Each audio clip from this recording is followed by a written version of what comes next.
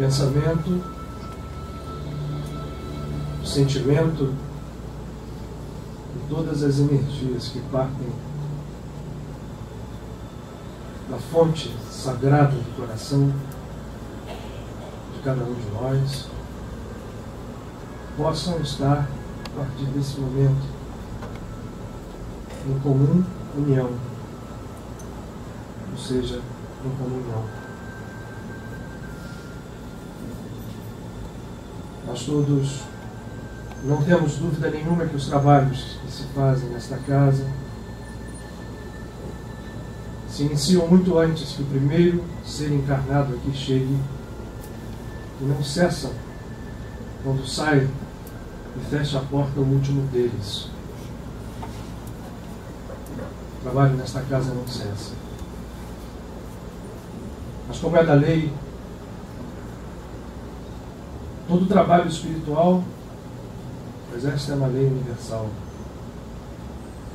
possui dois extremos, dois polos, que devem estar unidos em comunhão, em harmonia, para que se faça a luz da vida.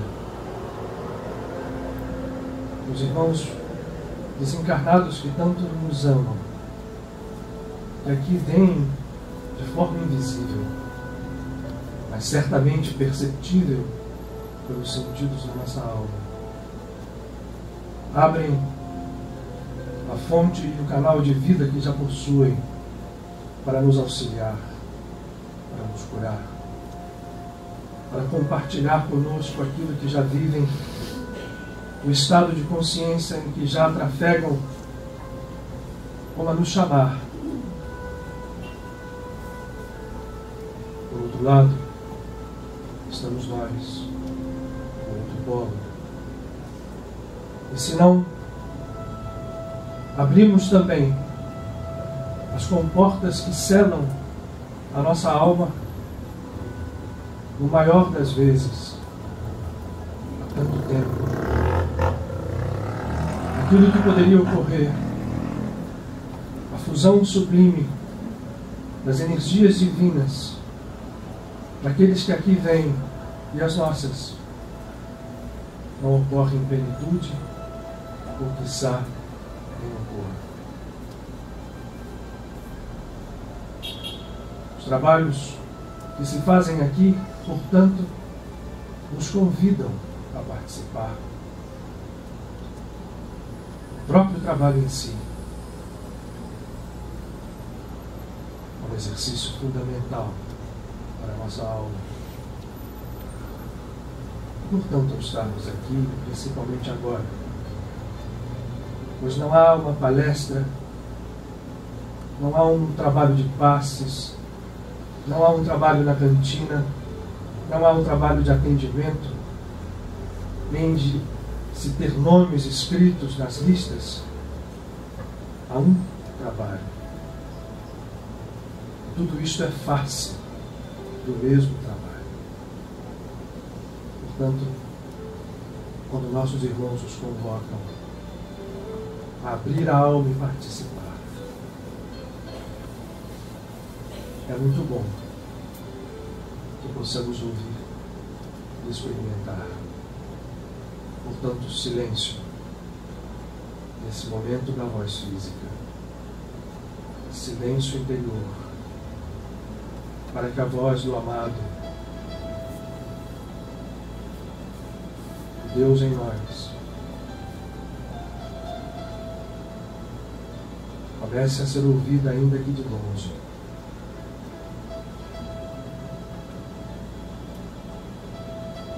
Até que se torne forte, mais forte, e possamos celebrar a união.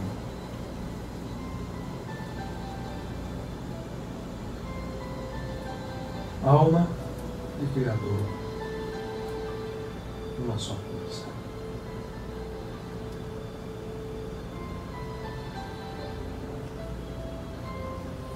O Senhor nos abençoe mais uma vez.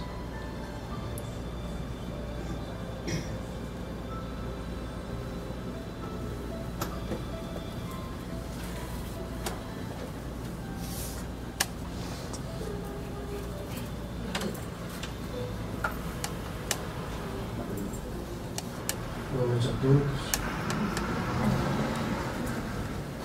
Bem-vindos, todos vocês. Bem-vindo, Otto.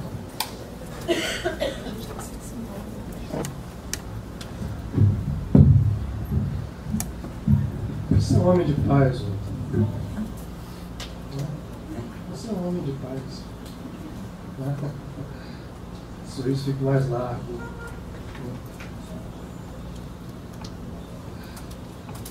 Bom, gente, eu queria confessar para vocês que depois que eu escolhi esse tema, eu quase me arrependi, porque, na verdade, abordar um tema como esse que nós vamos abordar hoje aqui, nesse espacinho de tempo que a gente tem, que a gente precisa, é quase uma ousadia, uma ousadia grave. E o desafio é que a gente possa conseguir fazer algo ao menos frutífero para nós, como aprendizado, mergulho um pouco mais profundo, já que a palavra mergulho vai estar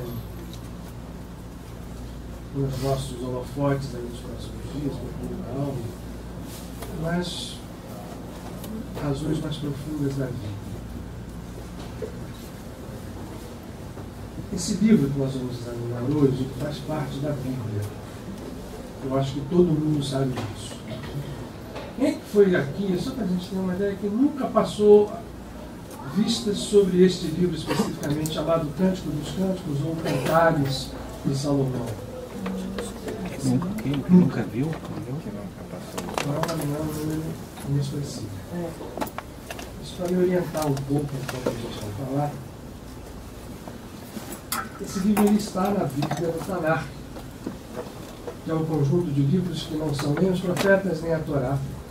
Quer dizer, o conjunto total, escrito limpo, ele faz parte desses livros que não são a Torá.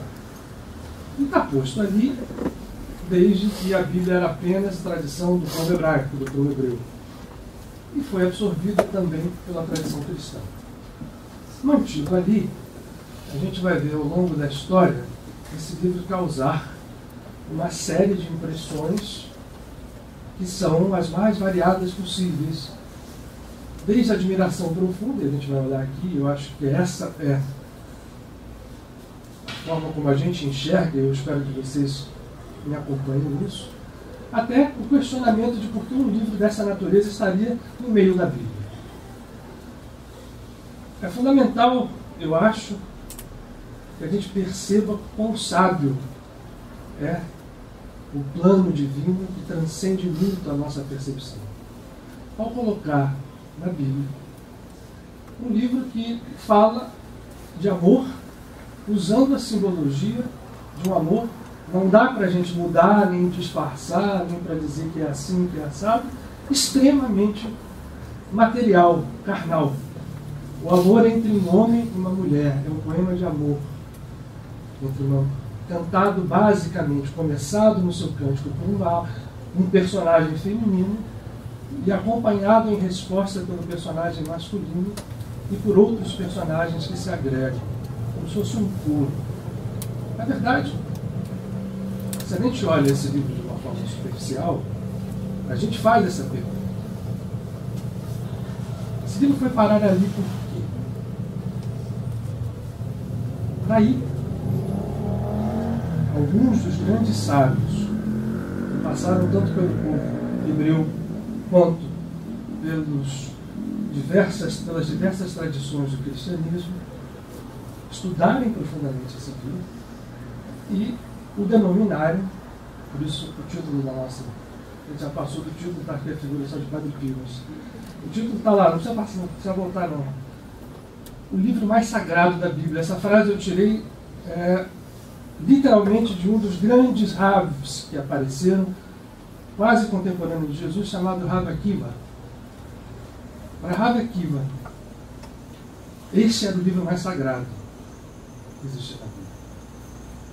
E, no entanto, o paradoxo nos leva, quando a gente olha esse livro, a pensar, mas o livro mais sagrado que fala de um amor que tem notoriamente uma expressão de sexualidade ali dentro de cada uma das palavras, de cada uma das passagens. O que é isso?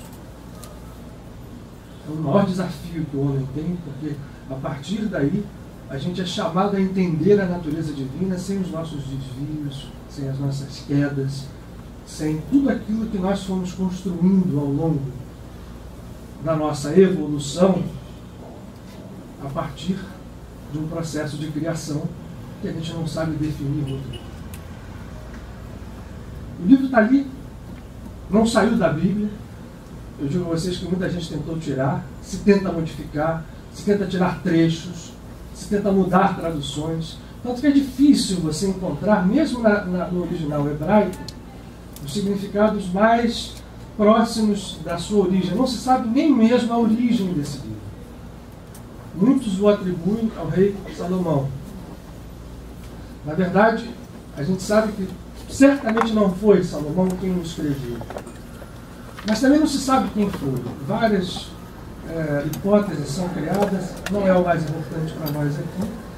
Mas o livro descreve a figura de Salomão e aí as interpretações começam, tanto hebraicas quanto cristãs.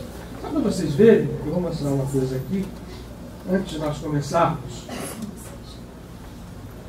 neste ousado mergulho, nesse curto espaço de tempo. O teu livro, cadê? Aqui. Aqui às mãos assistem duas interpretações desse livro, o Cântico dos Cânticos, ou em hebraico, o Shir Hashirim. Aqui está a interpretação mais clássica dentro do judaísmo. Aqui está a interpretação dentro do cristianismo. O que se diz aqui e o que se diz aqui? Eu disse a vocês que é uma história de amor intensa entre dois personagens e tem uma conotação sexual que ela surge, vocês vão ver, nós vamos passar aqui todo o livro, ele é curto, e vamos entender por quê, mas a luta das interpretações leva, dentro da ortodoxia religiosa, a duas visões. Entre os hebreus, o personagem principal ou amado é Deus, e a amada é o povo de Israel. E isso, todo o desenvolvimento do livro é a relação de amor entre os dois e tudo aquilo que ocorreu na história do povo hebreu. A negação, a queda, o bezerro de ouro, o exílio, a volta do exílio, o templo. Se acha interpretação para isso dentro do judaísmo. Aí chegaram os cristãos. Esse livro é interessante, esse livro que eu tenho em mãos aqui, é um livro católico, e ele pega passagens do livro e coloca os comentários de grandes padres da igreja, como Santo Agostinho, São Gregório de Nissa, Orígenes, Círico de Alexandria, e a cada um vai fazendo um comentário específico em relação ao trecho do Cantar dos Cantares. Para o cristianismo, o esposo é Jesus e a amada é a igreja. Muito bem. E aí, o mais interessante aqui, mas tanto faz, o prefácio deste livro, ele diz o seguinte: ai de quem, está escrito mesmo assim aqui, olhar estas cenas, são descritas como cenas luxuriosas, e se deixar levar pela luxúria. É proibido, não pode. Por quê? Uma coisa é a luxúria terrestre, e ele usa um termo muito engraçado, que eu não sei como é que isso significa. O outro é a luxúria celeste. Então, a luxúria celeste deve ser preservada, entendida, não se pode entrar na luxúria terrestre. Vocês, a gente está rindo, e eu estou batendo um pouquinho antes dessa história toda, para a gente perceber o quão doentes nós somos em lidar com este assunto. Né? Quando falo nós, somos nós mesmos, humanidade, ao longo do tempo, e não há outra razão deste livro estar ali, impávido, dentro da Bíblia, resistindo a tudo e a todos. E ali, quando a gente começar a passar por ele, nós vamos ver as portas, não só, eu não digo de saída, mas de convite para que nós possamos fazer mergulhos de cura e entendermos um processo criador ou que está em função da natureza e que nós não podemos destruí-lo com nossas percepções sociais. As estruturas que tomaram, melhor dizendo, né? As estruturas sociais humanas, sejam elas religiosas, sejam elas políticas, sejam quaisquer delas, que tomaram as forças criadoras e as restringiram sob esse guante do egoísmo, criaram um mal muito pior do que, eu diria, o uso dessas forças sem orientação. A repressão dessas forças criadoras levou a uma explosão de doença, porque a reação vem de volta, toda repressão intensa gera uma reação contrária, que é a semente da queda humana. E, portanto, a energia sexual, que é uma energia divina por natureza, passa a ser quase que sinônimo de doença. Nós todos estamos envolvidos nesse processo de luta e este livro está ali, vou voltar a dizer, como uma fonte de cura. Por isso, Ravi Akiva diz que ele é o mais sagrado da Bíblia. Mas tem outra pessoa que não se refere literalmente a esse livro, mas cita em suas passagens, e foi recolhido por aqueles que tomaram nota daquilo que ele escreveu, que se refere, nós vamos ver aqui, nós vamos passear sobre o livro, vamos nos deter em alguns trechos. Cita passagens e alude a conceitos que estão ali. Essa pessoa chama-se Jesus Cristo. Jesus, em diversos momentos, cita em parábolas, em imagens que cria, algo extremamente semelhante ao que está aqui no Cântico dos Cânticos. E, portanto, eu diria que nós temos que ter a coragem. Eu não estou querendo dizer que a alegoria de comparar o esposo a Deus e a esposa, seja o povo de Israel, seja a igreja, está errada. A gente aprende aqui que toda Escritura tem diversos níveis de interpretação. Então essa interpretação não está errada, mas é uma delas. E hoje a humanidade está num estado de adultez, ou pelo menos deveria estar em tese, onde hoje nós temos uma sociedade que está questionada, hoje nós não temos mais os freios sociais que eram fortes até um tempo, hoje eles são muito menos fortes, menos rígidos. Isso leva a excessos por um lado, leva a crescimento por outro.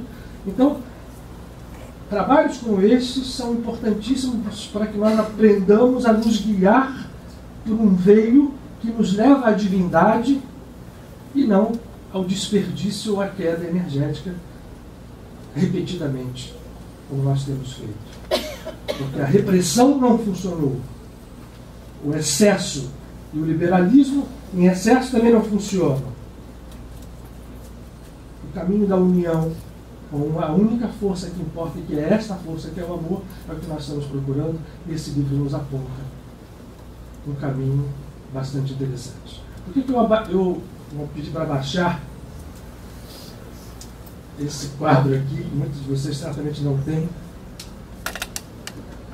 tanta intimidade? Porque nós vamos falar de uma interpretação desse livro que é aquela que alguns mestres cabalistas utilizam. E eu vou precisar de apontar alguns momentos aqui para vocês. Eu só quero mostrar, antes da gente se aprofundar, para quem não tem nenhuma noção, o que esse quadro aqui significa? Ele é um esquema, ele é chamado de árvore da vida, porque ele é um esquema muito simples e muito longe da realidade, porque ele é apenas um esquema, apenas um mapa, e um mapa limitado, mas extremamente bom para nós nesse momento, nos auxilia, no momento que o homem vive, que mostra como as forças criadoras divinas se expressam na criação dos universos. Essas bolinhas aqui, cada uma dessas chamadas ou esfirotes, cada uma delas, é uma emanação, uma característica da divindade, mas pode também ser uma expressão do próprio Deus e do Deus que está dentro de nós. E nesse livro, o Cântico dos Cânticos, nós vamos nos referir a especificamente 3 expressões da divindade. Entendamos o seguinte: isto tudo aqui é um. Não há divisão de deuses. Cada uma dessas bolinhas tem todas as outras dentro dela. E isto se desdobra até chegar ao universo físico, mas nós podemos resumir numa só, já que todas elas têm todas dentro, e dizer que, do ponto onde nós não sabemos, inconcebível, do ponto primordial, antes de qualquer criação, nós chegamos ao universo físico. Estou rodando aqui para quem está lá atrás. O Big Bang físico não está aqui, ele está aqui. Nesse intervalo existe uma série de interrelações de energia, de forças, de leis que nós não conhecemos ainda e que fazem com que Deus, o incognoscível, se manifeste até que nós aqui, imagem e semelhança, estejamos em existência. E nós existimos, estamos aqui, conscientes, lutando com a nossa consciência, com as nossas dúvidas, com as nossas mazelas, com as nossas quedas, com as nossas ascensões. E nós vamos falar basicamente hoje aqui, na conversa do amado com a amada, desta bolinha que está aqui, chamada Tiferet, desta que está aqui, chamada Malkut, passando por esta, eu vou tentar simplificar, na ousadia, e desta aqui, Binah. Vocês vão ver no texto do poema que a amada cita várias vezes a mãe. E o amado se refere a ela também. E o processo que se dá de união entre os dois passa por esta linha.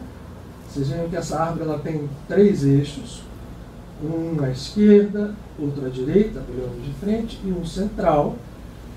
E o universo, quando está equilibrado, ele se manifesta de uma forma absolutamente harmônica entre todas essas forças.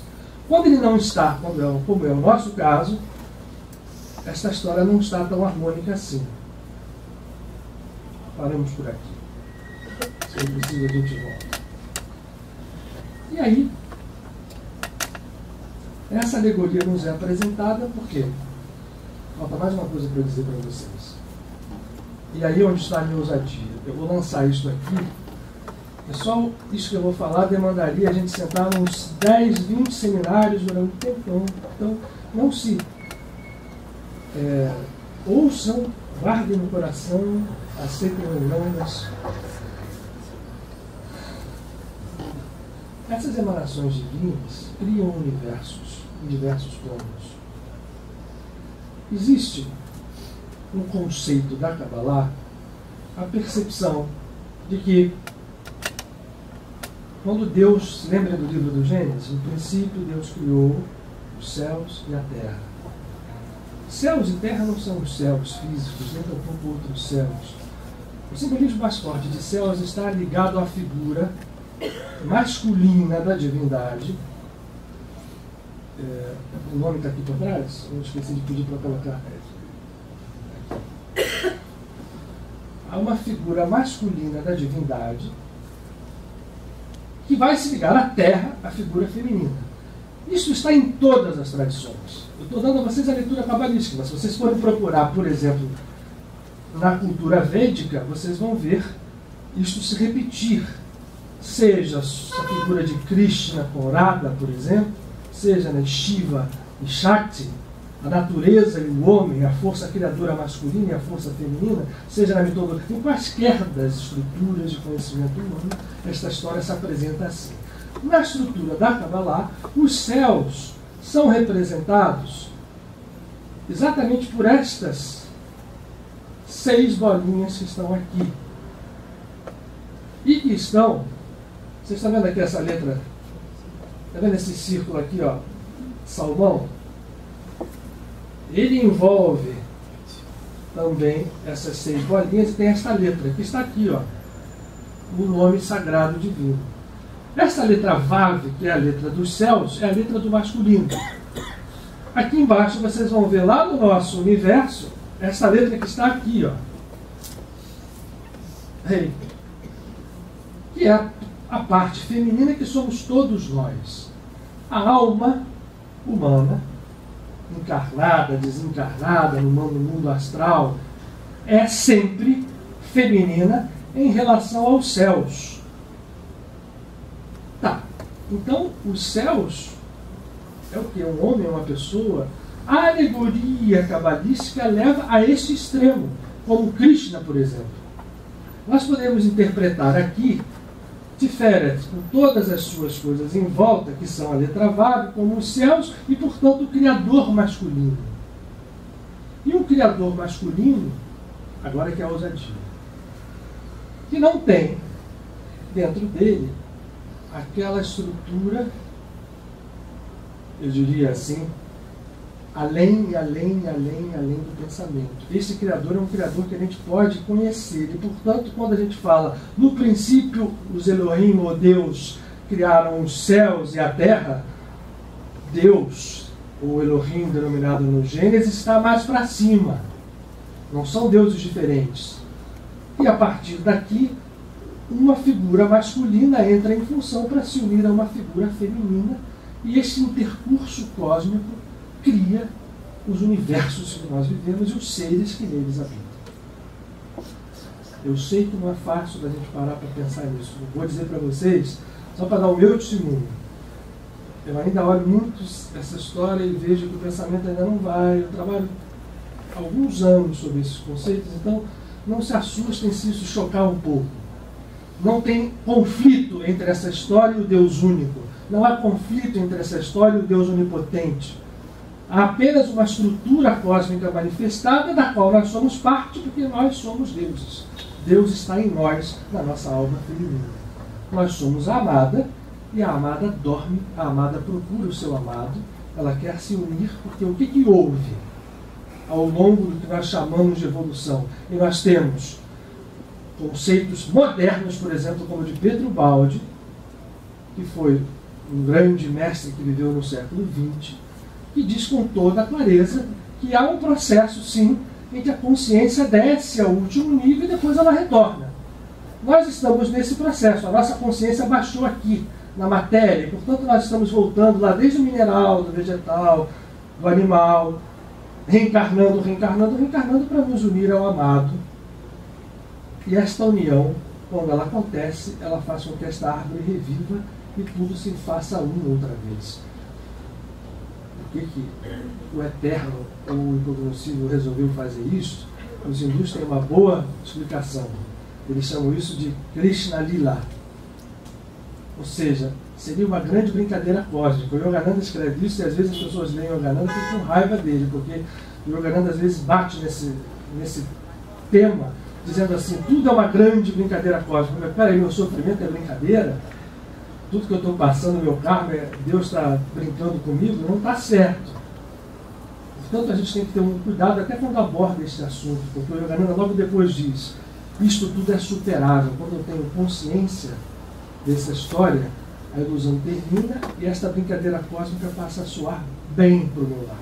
As doenças são curadas, os nossos problemas são resolvidos. Eu posso mudar a brincadeira cósmica se eu entendê-la e fizer parte dela. Mas nós não entendemos ainda. E esse poema mostra isso muito bem. Vamos a ele. Vamos lá. Eu vou passar ele aqui para vocês no PowerPoint, dizendo o seguinte, esta é uma das traduções, existem milhares delas. Como eu digo a vocês, algumas que suavizam as passagens mais eróticas, vamos chamar assim. Vou começar logo nesse primeiro verso. Vejam ali, Cântico dos Cânticos, que é de Salomão. Eu vou me guiar aqui porque eu fiz umas anotações aqui, importante para a gente fazer umas passagens e olhar isso juntos. O texto que eu tenho em mãos é o mesmo que vocês estão vendo. Por que Salomão entra aqui, e aqui já começam as primeiras interpretações, principalmente dos cabalistas que fazem esse tipo de visão? É o céu, ou a natureza masculina de uma divindade, se unindo à natureza feminina, a divindade que está em nós. Eu acho que muita gente já começou a perceber aqui que a gente pode comparar esta bolinha aqui ao quê? Ao Cristo interno dos cristãos, ao Cristo cósmico. A natureza crística, o nosso ser divino, mora aqui. Lembre-se que tudo é um, até aqui. Mas o Cristo interno que está lá aguardando dentro de nós, a quem Jesus se refere, está morando ali. Muito bem. E por que Salomão aparece? Porque esse poema é o poema do pacificador com a pacificada. A palavra Salomão em hebraico se diz Shlomo. Shlomo é a mesma radical da palavra paz, que é Shalom. Ora, Shlomo é um dos nomes a que Deus se dá no livro do Deuteronômio, ou do Devarim, quando ele diz: eu sou Yud-Hei Vav-Hei, o nome de paz, Shlomo, ou Shlomo. E se dá o nome de Shlomo. Então, o que dizem os mestres? Aqui está o Deus de paz, aquele que vai pacificar as nossas lutas. E do outro lado está a amada, que se chama de Shulam, que é a pacificada, a Shulamita, ou a Sulamita, que era a amada de Salomão. Olha, Shlomo e Shulam vão se encontrar neste poema. Para quê? Para que nós entremos em paz. Vamos começar falando logo de Jesus? O que Jesus diz no seu sermão da montanha? Bem-aventurados os pacificadores, os fazedores de paz. Ora, este poema, portanto, é um poema que nos fala de bem-aventurança. Aí começa o poema. Beije-me ele com os beijos da sua boca, porque melhor é o teu amor do que o vinho. Aqui os símbolos que são usados são repetidos em todas as tradições religiosas, e vocês talvez já tenham visto um poema que o Yogananda traduziu e trouxe à luz esse mesmo tipo de visão, o Rubaiyat de Omar Khayyam, em que se fala do vinho sagrado, e o vinho aqui é comparado a algo muito bom. Não vamos nos esquecer que Jesus Cristo abre o seu evangelho, no Evangelho de João, numa festa de núpcias, em Caná, onde todo mundo bebeu demais, beberam tanto que o vinho acabou. E ele não foi contra quando vieram pedir para ele: Jesus, o vinho acabou. A mãe dele mandou avisar. No primeiro momento ele respondeu assim: o que eu tenho a ver com isso? Minha hora não chegou, você está... E aí a mãe sai, não está nem aí, Nossa Senhora não liga e vai lá no canto e fala assim: ó, vai e faz o que ele mandar. Vamos dizer assim, eu estou dizendo, ele vai fazer. O que era? Fazer mais vinho. Vocês acham que Jesus chegou e falou assim: não pode beber vinho, não pode fazer isso? Vejam o seguinte, a percepção dessas histórias de natureza cósmica são sempre frontais às nossas estruturas egóicas depressivas. Não é que a gente está fazendo apologia da bebida do alcoolismo, mas é uma percepção de como a ortodoxia do ensinamento pode nos levar a prisões quase tão graves quanto aquelas que nos levam aos excessos. É só isso que eu estou querendo situar. Estamos falando de um caminho do meio, portanto eu estou ali apontando sempre a linha central. Eu não sei.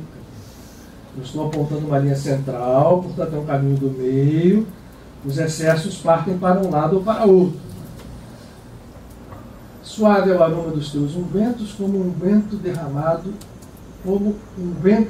esse o aqui não deveria entrar, é o teu nome.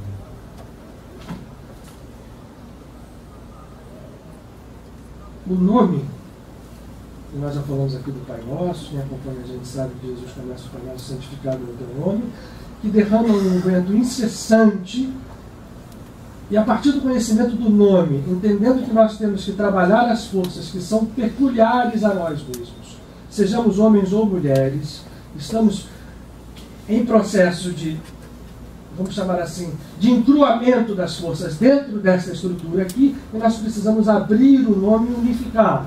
E o unguento que se derrama é permanente deste nome, e portanto a amada vai até ele e busca. E ela diz uma coisa aqui que é muito interessante: por isso as virgens te amam. O que são as virgens aqui? As virgens são aquelas almas. Lembra que a gente comentou isso aqui há 2 semanas atrás? O signo de virgem é o signo que nos leva à pureza original. Essa é a virgindade, é o nosso estado original. Quando uma alma se torna virgem, ela passa a amar intensamente essa ligação, ou buscá-la pelo menos. E aqui também existe algo que vocês vão ver no final do poema, é um assinalar contra o ciúme. Esta amada que está aqui, em nenhum momento ela vai pedir, nem ele a ela, que o amor dele seja exclusivo a ela. Isso é duro para nós, para todos nós. Também não estou fazendo nenhuma outra apologia de nada aqui, eu estou apenas assinalando. Não, mas é isso que eu estou dizendo, é ousadia falar dessa história toda, que é a mais sagrada, vou voltar a repetir, Rabi Akiva diz, é o livro mais sagrado da Bíblia. Não estou falando de algo aqui que vai... Aí ela diz, leva-me tu, correremos após ti, e o rei me introduziu nas suas câmaras, em ti nos regozijaremos e nos alegraremos. Do teu amor nos lembraremos mais do que do vinho. Os retos aqui se traduz melhor pela palavra justos, sadikim. Os justos te amam. Só essa primeira estrofe aqui já dava para a gente ficar anos trabalhando sobre ela. O que está se dizendo é o seguinte: se eu descubro que a união é a única coisa que nós temos que fazer, todo o trabalho nosso é buscar a mais do que qualquer coisa, porque o amor é maior do que o vinho. O que o vinho está representando aqui? São a mudança de estado que nós temos quando nós tomamos álcool. Vem a alegria, vem uma clareza mental que passa, né? E às vezes se transforma num vício. O que nós precisamos aqui é entender que este amor é maior e muito mais forte, muito mais permanente do que este vinho. E quando a gente se regozija e o rei leva para as câmaras nupciais, que rei é esse? Vou voltar lá. A filha está acabando, mas a menina está aparecendo. Vai levar para as câmaras nupciais a alma. Novamente eu vou ficar batendo em cima de Jesus o tempo inteiro aqui. Existe, vamos ver depois, a parábola das 10 virgens. Né? Está em Lucas, essa parábola que o príncipe chega e vai entrar na câmara nupcial. 5 conseguem acender a sua luz e entrar, 5 ficam de fora. Vamos lá. Faça o outro, por favor. Ela diz, eu sou morena, porém formosa. Então, cuidado aqui da gente não ser racista. Essa palavra morena foi suavizada. A palavra é escura. E ela afirma, eu sou formosa. O que está querendo significar escuro aqui? Não tem nada a ver com raça, com coisa alguma. Ela diz, ó filhas de Jerusalém, como as tendas de Quedar, como as cortinas de Salomão. Vendo essa história de ser escura, não, ela diz, eu sou formosa, tanto é tão formosa que ele vai se apaixonar por ela. O dizer escuro aqui é porque nós estamos falando de luz o tempo todo. E a alma, quando está mergulhada no mundo físico, ela não tem... A luz bate nela, ela reflete, mas ela não acendeu ainda a própria luz. É apenas isto. No entanto, a beleza dela permanece, independentemente de ela ser morena ou não ser. E as cortinas de Shlomo são os véus que se põem à frente da, vamos chamar assim, da nossa natureza crística, as cortinas do tempo. É o que ela diz, não olheis por eu ser morena, porque o sol resplandeceu sobre mim. Os filhos de minha mãe indignaram-se contra mim, puseram-me por guarda das vinhas, a minha vinha, porém, eu não guardei. A mãe aparece aí pela primeira vez, aqui. Lembra que eu falei que nós íamos falar? Tudo o que acontece, inclusive o próprio rei, é filho da mãe divina.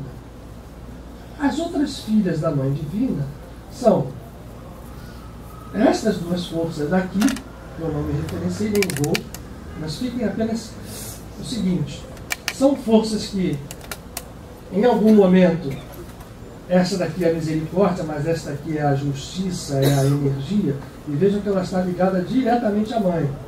Os filhos de minha mãe são as estruturas do nosso ego que caem para o campo do julgamento. Os filhos de minha mãe que se indignam contra mim são as estruturas de julgamento que são ou nossas internas, as estruturas nossas que nos levam à culpa, que nos levam a nos manter dobrados à frente das estruturas da vida sem ter força para levantar, ou são aqueles outros seres, nós todos somos um, não se esqueçam disso, lá no fundo nós todos somos um, mas somos muitos ao mesmo tempo, outros seres que nos julgam, que nos condenam. O que são portanto, as filhas da minha mãe que se indignaram contra mim. São as estruturas de julgamento, porque ela tinha que guardar a vinha e não guardou. A nossa alma teria uma estrutura a fazer, ela veio para ficar para baixo, e em vez de guardar a vinha, ela não guardou vinha nenhuma. Né? Indignaram-se contra mim, puseram-me por guarda das vinhas, a minha vinha, porém, eu não guardei. Eu não olhei para dentro de mim mesmo, não guardei a minha vinha, deixei-me levar, e aí estou em queda. Dize-me, ó tu, a quem ama a minha alma, onde apacentas o teu rebanho? Onde fazes descansar ao meio-dia? Pois, por que razão seria eu como a que anda errante junto aos rebanhos de teus companheiros? Ela aqui agora começa a se dirigir ao amado. Ela pede, fala-me, a quem a minha alma ama. Então nós já estamos percebendo que a nossa alma quer se unir à sua contraparte, céu e terra. Aonde apacentas o teu rebanho, aonde fazes descansar ao meio-dia. Essa é uma interpretação rabínica muito interessante que eu quero trazer para vocês aqui.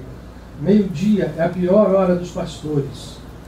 Os pastorinhos de Fátima sabiam muito bem disso. É a hora que bate o sol em cima das ovelhas e geralmente não tem lugar. Né? Pastoreio não é na mata, pastoreio não é no prado. Você não tem sombra para descansar. Então, meio-dia, ela pede, onde fazes descansar ao meio-dia? Pois, por que razão seria eu como a que anda errante, junto aos rebanhos de teus companheiros? Os companheiros de Tiferet, eu falei que eu ia citar, a vida está acabando, são essas outras duas esferotes que estão aqui, mas não precisamos citá-la não, senão vai complicar. Mas o fato é que a alma está pedindo que o amado venha. Ela começa a fazer os primeiros movimentos.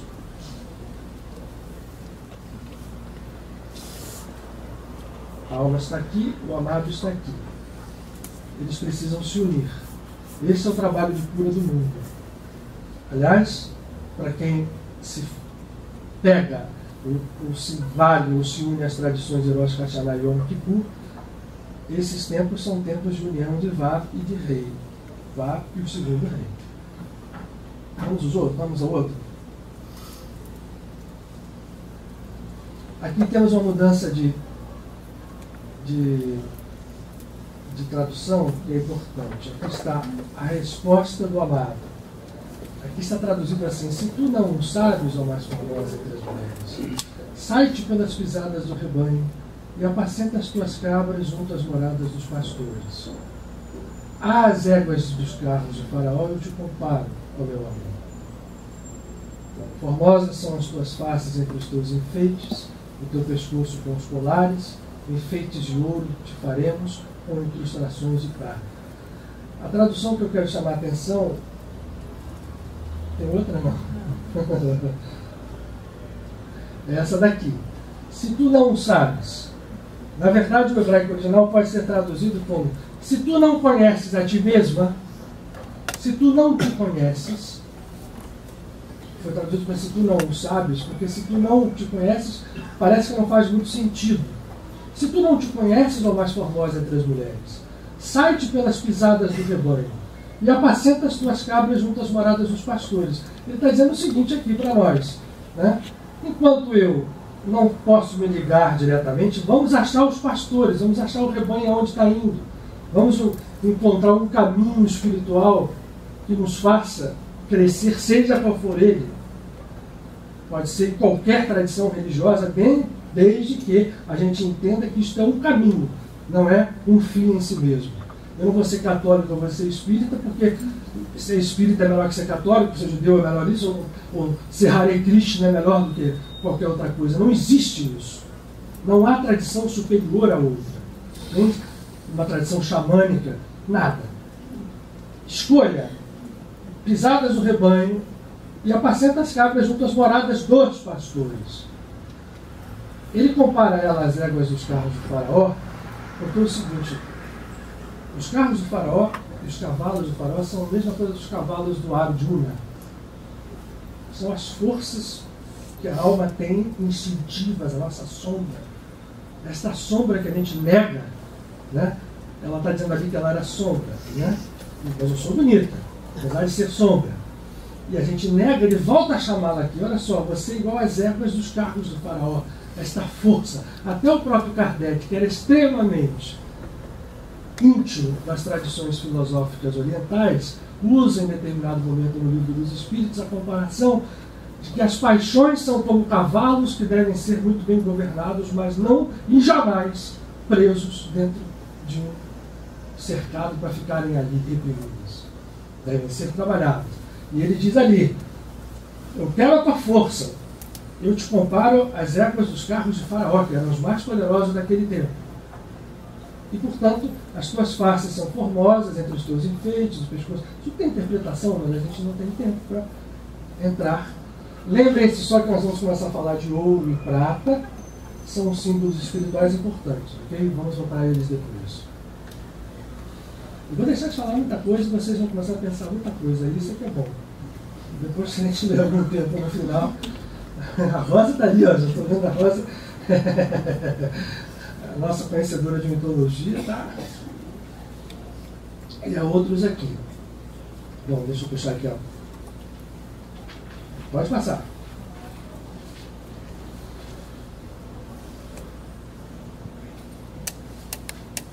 Enquanto o rei está assentado à sua mesa, o meu nardo exala o seu perfume. Lembrem da história da mulher que pôs o perfume nos pés do Cristo. Não é no pé de Jesus, é nos pés do Cristo. O rei sentado à mesa, quem é? O nosso Cristo interno. O nosso amado, agora vamos começar a dar nomes um pouquinho mais. O nosso amado é o Cristo interno, a nossa centelha divina, ou o nosso Messias interior.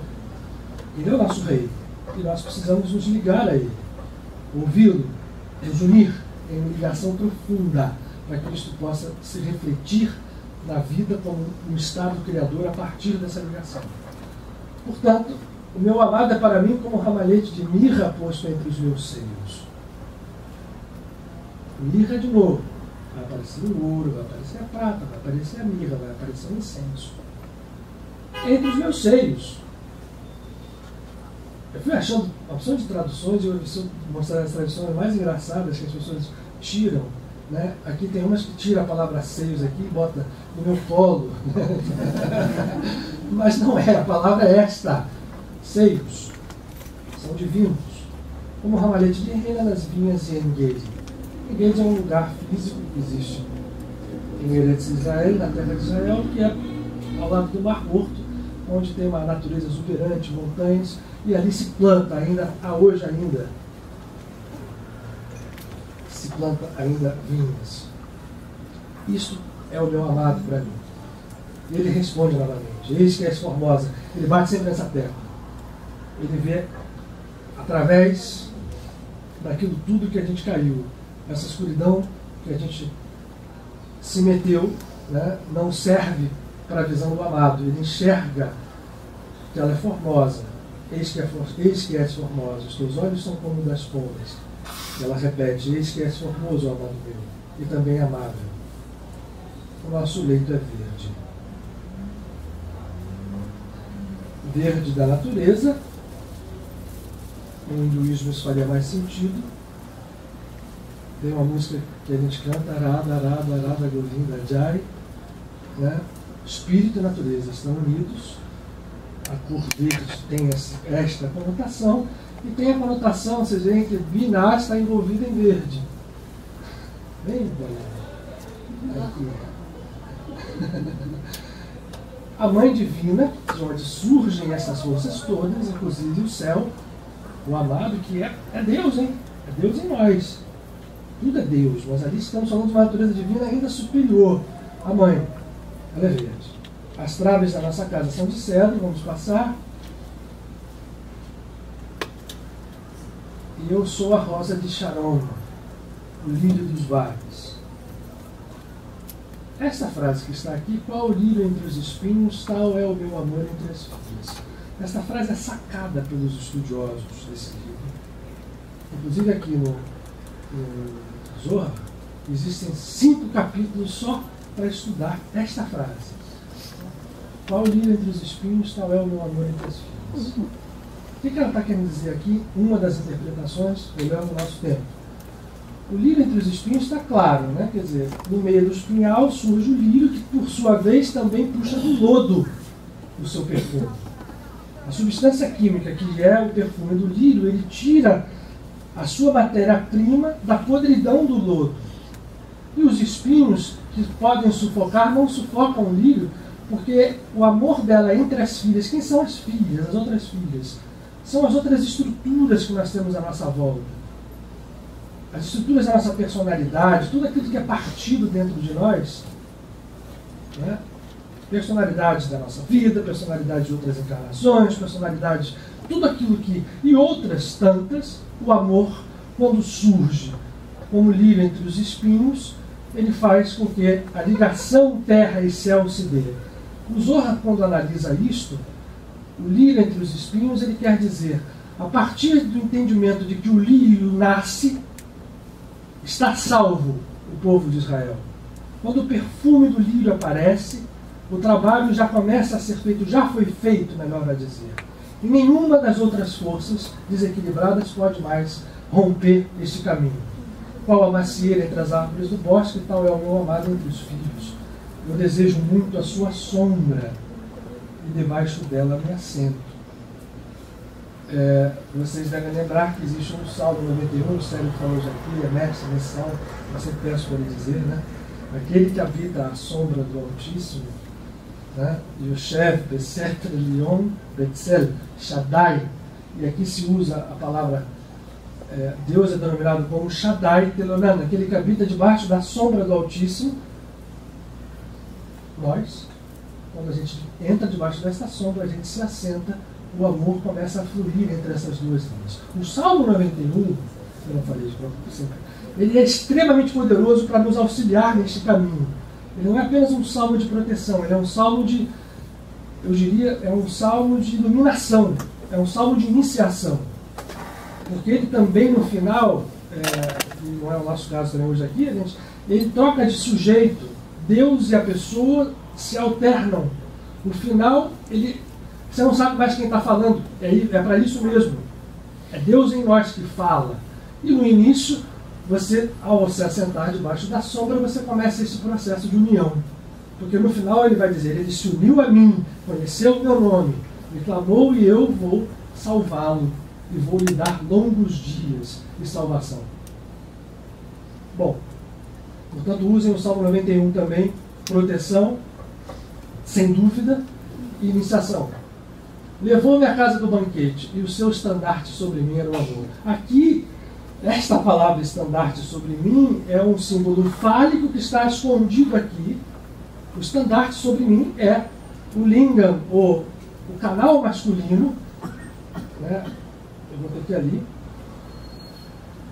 Lembra que eu disse que não vamos falar muito sobre isso aqui? Esse fundamento é o estandarte que está posto sobre a nossa alma. Ou seja, a gente vê Teresa d'Ávila ali, Teresa d'Ávila com seus arroubos e João da Cruz ficaram muito próximos dessa visão. João da Cruz, inclusive, um poema em que ele, a noite escura e a alma, ele quase que faz uma paráfrase ao Cântico dos Cânticos, e o estandarte sobre mim era o amor, é que a união masculina e feminina só tem um meio, o amor. O amor verdadeiro, o amor puro, o amor que transcende a todas as nossas deturpações que nós fizemos, mas que não deixa de passar por todos os seus níveis, inclusive o nível físico. Não pode ser retirado, né? Porque o que a nossa sociedade fez? Ou ela deixou correr solta a devassidão, ou ela reprime ao ponto de dizer que isso não é divino. Se não é divino, que Deus é esse? Né? Hoje a gente tem o Chico Xavier dentro do Espiritismo. O Chico sofreu muito quando ele escreve livros em que ele utiliza esse conceito. O Nosso Lar, Missionários da Luz, né? E por aí vai. Sustentar-me com passas, confortar-me com maçãs. Vocês sabem, por isso é que a maçã foi posta como uma fruta do pecado. Ninguém nunca disse que a árvore que Adão e Eva comeram era uma maçã, né? Mas é uma maçã sim, porque Adão e Eva, quando comeram esse fruto, passaram a conhecer o bem e o mal, né? houve toda aquela queda, aquela separação, mas a maçã em si é divina. É o fruto, talvez, dos mais divinos que existem, né? A tradição, todas as tradições espirituais respeitam isso. E as passas, também, fruto das uvas, é o sustento espiritual, porque ela diz: eu desfaleço de amor. Passe o outro, por favor, Valéria. Esta é uma outra frase que é sacada pelos cabalistas, a primeira frase ali. A sua mão esquerda esteja debaixo da minha cabeça, a sua mão direita me abraça. Qual é o símbolo que a gente quer chamar a atenção aqui? Lembrem que eu falei a vocês que existem duas colunas, uma esquerda e uma direita? A mão esquerda é a mão do julgamento, essa mão que eu falei que nós deixamos rodar, e isso tudo passou a nos julgar, lembra, né? As filhas da mãe passaram a nos julgar, e o julgamento vem trazendo... O julgamento é mau, no sentido de que ele leva quase sempre a uma condenação e leva você a olhar para o outro e não olhar para si mesmo. Eu vou sempre julgar quase sempre o outro e vou aplicar sobre o outro os meus julgamentos e as minhas decisões. Isto aqui é chamado de mão esquerda de Deus, este lado. E ela deve estar harmônica, porque se ela não estiver harmônica, ela gera o mal, aquilo que nós conhecemos como mal. Mas não é Deus, né, que gera, é a nossa estrutura divina que, desarmonizando, faz com que essa mão esquerda se transforme numa mão pesada. A mão direita, por sua vez, é a mão da misericórdia. O que ela está dizendo ali? Pelo amor de Deus, a sua mão esquerda fica debaixo da minha cabeça, presa. Eu deitada sobre ela, e a sua mão direita vem e me abraça. A dizer, como é que eu harmonizo essas duas forças? Eu mantenho o julgamento sobre o templo cerebral, a cabeça está posta aqui, ó, entre lá, o Pai, e a mão direita abraça, porque a misericórdia tem que fazer o seu efeito. O amor e a misericórdia. O amor é a força maior que cria a vida inteira. É o amor que move tudo. E, portanto, a mão direita precisa abraçar. Também tem uns 10 capítulos do Zohar só sobre essa frase. Eu conjuro-vos, ó filhas de Jerusalém, pelas gazelas e cercas do campo, que não acordeis nem desperteis o meu amor até que queira. Este mote vai ser repetido aqui. É o amado falando. Agora nós começamos a ver o quê? Que a amada está dormindo. Apesar de ela ter falado isso tudo, ela estava falando sonhando. Podem ter certeza, ela era sonâmbula. A gente é sonâmbulo. E aí, a voz do meu amado, desculpe, ele conjura que não acordeis nem desperteis o meu amor até que queira. A gente só vai fazer isso quando a gente quiser. O despertar só acontece quando essa unidade estiver feita. É claro que em algum momento os dois vão estar tão unidos que essa vontade de um e a vontade de outra são as mesmas. É a história do príncipe e da bela adormecida, que o Fernando Pessoa tão bem descreveu numa poesia, ao dizer que o príncipe chega e quando ele olha a princesa, ele vê que a princesa era ele que dormia. Então, mas o amado está dizendo, deixa ela lá, né? Porque não acorde nem desperte, até que ela queira. Aí ela volta. Esta é a voz do meu amado, ei-lo aí, que já vem saltando sobre os montes, pulando sobre os outeiros.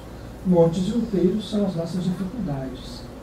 Tudo aquilo que a gente colocou na frente, tudo que o egoísmo bota na frente na nossa natureza divina. E a voz, para o Yogananda, seria a voz de Om, né? O Espírito Santo, já vem saltando sobre os montes. Esta voz vai chegar. E aí ele diz, o meu amado é semelhante, ela diz, o meu amado é semelhante ao gambo ou ao filho do veado, eis que está de trás da nossa parede, olhando pelas janelas, espreitando pelas grades. Parede, janela, grade, isso tudo que a gente coloca na frente da nossa natureza divina. A gente tem habilidade de fazer isso. A gente tem condição de parede, nós fazemos muito bem, grade a gente faz muito bem, janela fechada a gente faz muito bem. E aí, o meu amado fala e me diz, levanta-te, meu amor, formosa minha, e vem. É o primeiro momento em que ele diz isso claramente. Vamos lá, outra. Aí começa a beleza. Esse poema é muito lindo, né? Eu estou falando aqui de uma forma fria, mas ele tem uma melodia. Eis que passou o inverno, a chuva cessou, e e se foi. Aparecem as flores da terra, o tempo de cantar chega, e a voz da runa ouve-se a nossa terra. A figueira já deu seus figos verdes, Jesus faz essa alusão. O tempo inteiro, quando fala, ele diz: olha a figueira quando dá os seus frutos, né?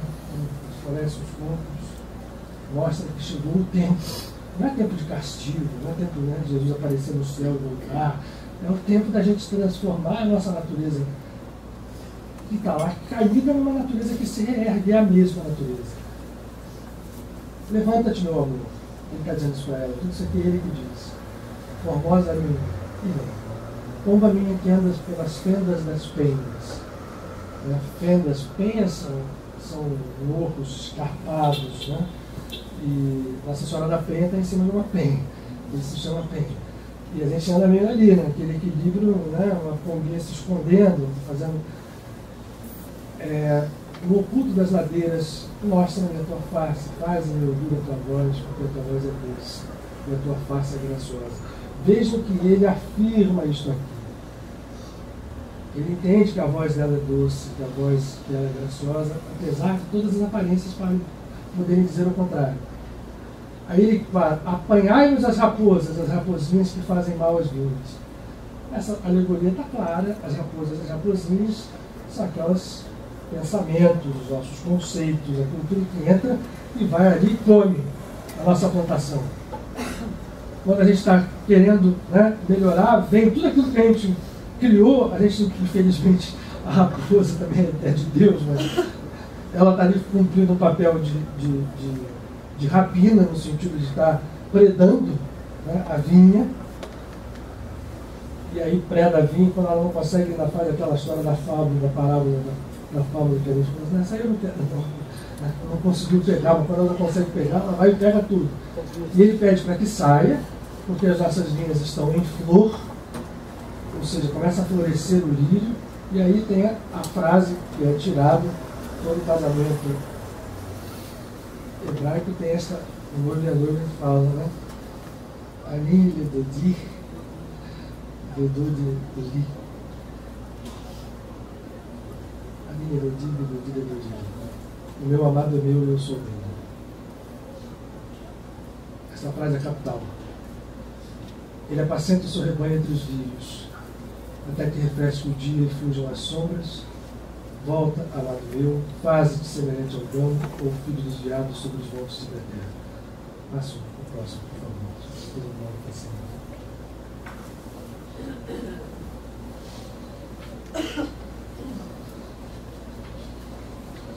Eu perdi todo, mas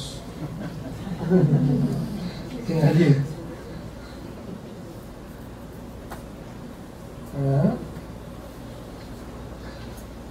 De noite em minha cama eu busquei aquele a quem ama a minha alma, busquei e não achei.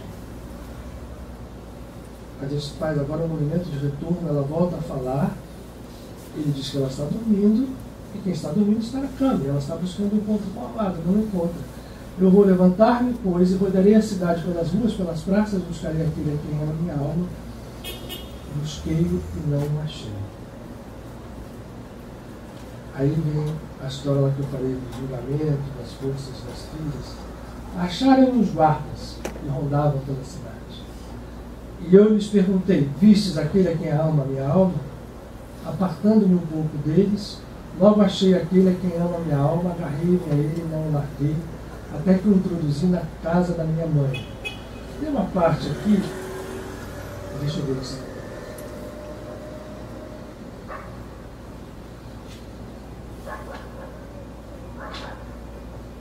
Porque nessa parte a tradução está um pouco.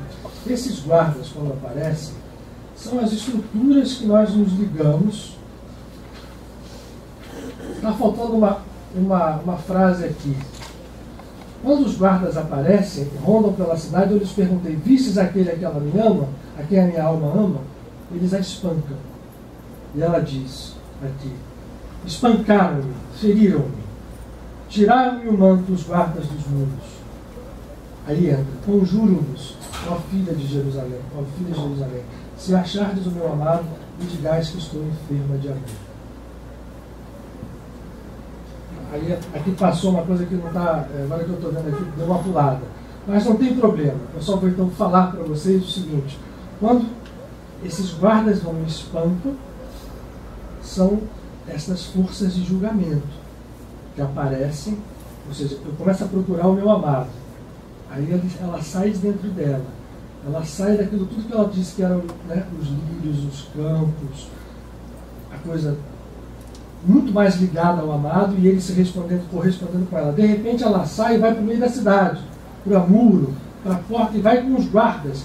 E os guardas geralmente são os guardas das tradições, sejam elas religiosas, sejam elas sociais, sejam elas... E são estruturas pesadas de julgamento. É uma mão esquerda poderosa que nós criamos. A nossa sociedade cria isso. A nossa sociedade não privilegia o amor. Eu repito sempre aqui, se alguém chegar e dizer assim, eu odeio essa pessoa, pode ser muito bem ouvido, e as pessoas podem ouvir isso e não fazer. Agora, se você disser, eu amo essa pessoa, se você falar de uma forma errada, você está arriscado a ser espancado pelos guardas. Dizer que ama em qualquer nível mexe com essas estruturas de julgamento. Dizer que odeia pode passar numa boa. Às vezes não, mas muitas vezes passa. Odeia, né? Puxa. Ódio de matar aquela pessoa. Agora, você ama aquela. Isso, né? Ama quem? Como? Que amor é esse? E por aí vai. Mas o que ela está dizendo aqui, né, independente da... Eu vou... Passa outra, por favor.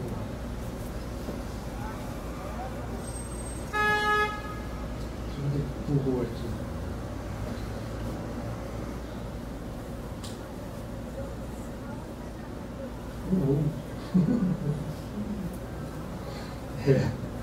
Bom.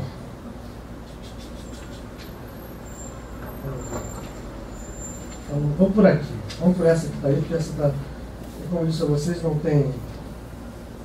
tem a ordem, pode não fazer. Eis que a liteira de Salomão é a liteira de Salomão, e 60 valentes estão ao redor dela, dos valentes de Israel. O símbolo aqui é o seguinte: o número 60 é um número de dentro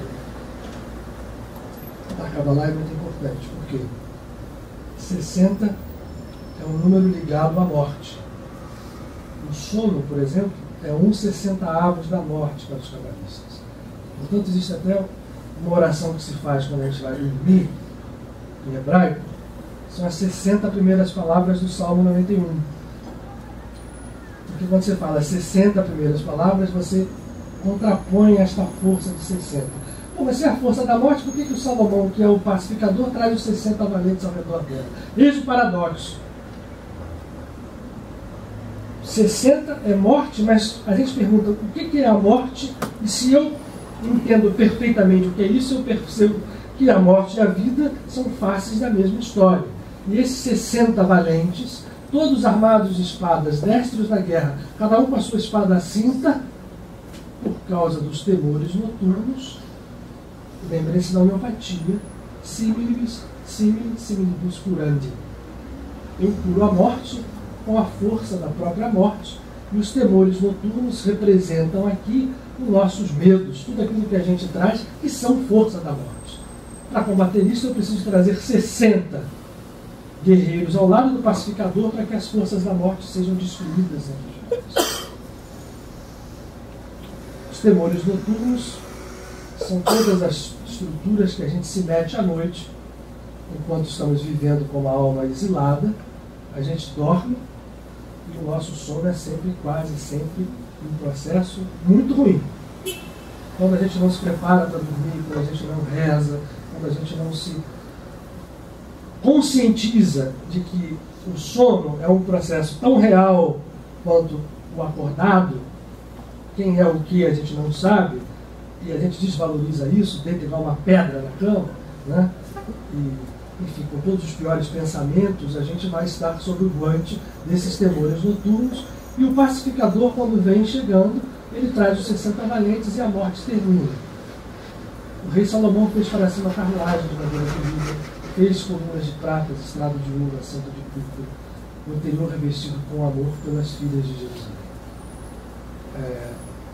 Essa carruagem, esses estrados simbolizam a Merkavá, as estruturas que nós criamos, que Deus em nós cria, para que a alma, depois unida a Ele, quando ela se unir a Ele, ela vai se assentar nesta carruagem.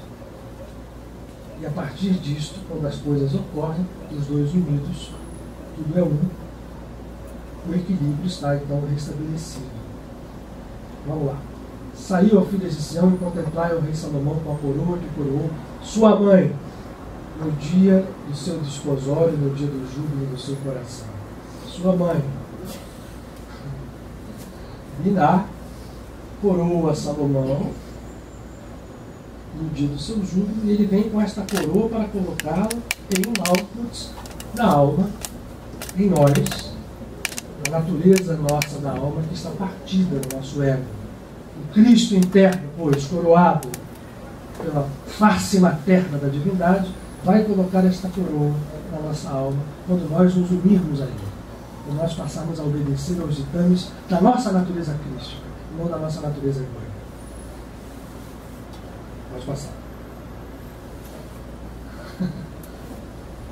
Eis que és formosa, meu amor, realmente sabe. Eis que és formosa os teus olhos, mas veja como é que é interessante, não está dando certo do mesmo jeito. Os olhos são como pombas, entre as tuas tranças, o teu cabelo é como um rebanho de cabras que passam no monte de Gileade, os teus dentes são como o rebanho das ovelhas. Aqui toda uma série de comparações poéticas. A alma é bela assim. Está sendo dito isso pelo nosso Deus eterno. Então ele elogia, isso é uma linguagem antiga que se faz esse tipo de comparação, hoje em dia não se usa mais, mas os dentes são como rebanhos de ovelhas, sobem do lavadouro, das quais todas produzem gêmeos, e não há estéril entre elas. A alma passa por conta dar frutos, e gêmeo significa dois que se fazem um, são dois iguais.